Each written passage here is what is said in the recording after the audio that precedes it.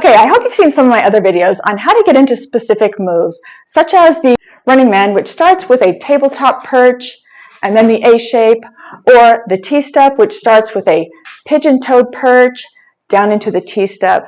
But there are also a set of moves that have to be initiated by having both feet flat on the floor.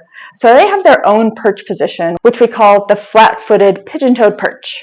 For example, some moves that you might see using this perch position: the basic crisscross, the W step, the diamond step, the V step. And you usually see several of these moves done together in a combo, because once you get both feet flat on the floor, you kind of want to get the biggest bang for your buck before returning back to a single leg perch position. So let me just talk really quickly about the basic form for this position.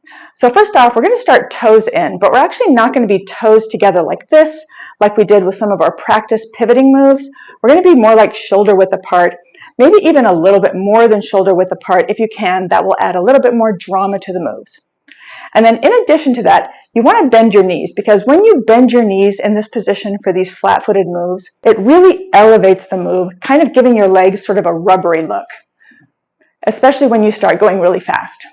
So this is really kind of all you need to know about getting into it. But one other really important thing to remember is, as you're coming out of a flat-footed move, you want to make sure that you're landing back in with toes in, because one of the biggest mistakes that I see are people who start really nicely with a good perch position, but as they're going through some of the moves, they end up kind of landing like this. And when you initiate some moves with your legs straight and your feet pointed forward, it makes the moves look a bit lackluster. This, for example, versus this. So make sure that as you're going through combos, you're always returning to this position to initiate the next move. Okay, that's all I wanted to say about it. Thanks so much for watching. See you next time.